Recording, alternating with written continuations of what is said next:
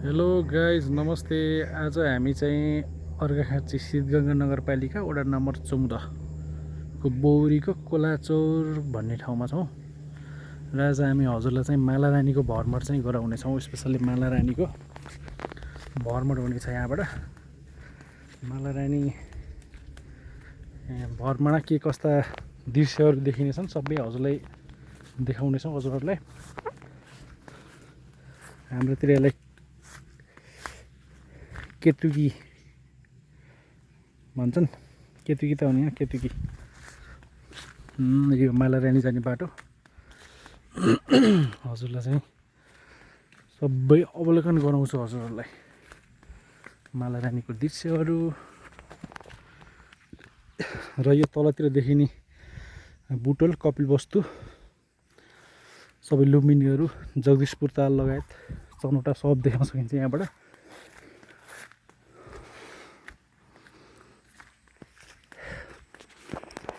हेर्दाखेरि अलिक सेसे छ बढी।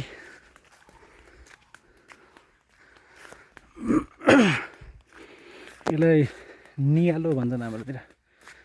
यो नियालोको बुट हो। यसका तपाईँको डोकाहरू बुन्न सकिन्छ।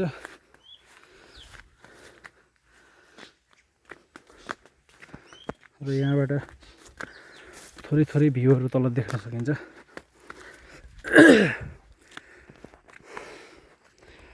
गर्मीको बेला छ, एकदम चिसो छ यतातिर चाहिँ। यो चाहिँ बनगाई जिनुवा मतिपुर जिनुवा भर्लवास र यो चाहिँ मुसिवान। यता शिखर खोला हो, यता ढाबा पाब्रा विक्रम हुँदै त्यताबाट राजपुर नन्दनगरदेखि बैरिया पिपरा निस्किने बाटो। र यहाँबाट भन्दा पनि अझै माथिबाट अझै राम्रो भ्यू देख्न सकिन्छ। मैले तपाईँहरूलाई उताबाट देखाउने कोसिस गर्छु। गाउँमा एकदम अहिले असारले गर्दा झारै झार छ, उता चिप्लो छ। यहाँ बढी चिप्लो भएर यता माथि बाइक आउनु सकेन। बाइकलाई तल राखेर अनि यता माथितिर निस्केछौँ हामी।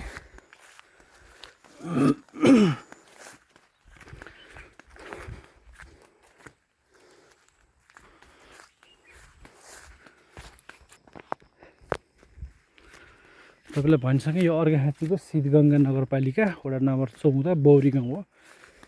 गाउँको यता ढिक छ एउटा मालारानीको भन्ने, मालारानीको भिर। गाउँमा मकै एकदम राम्रा मकै छन्।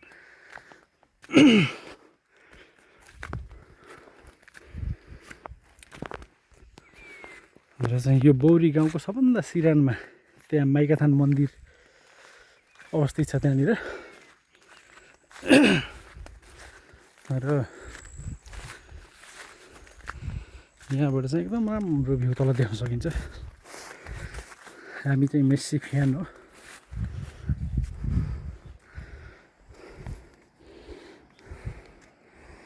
Oh my goodness, look at the view.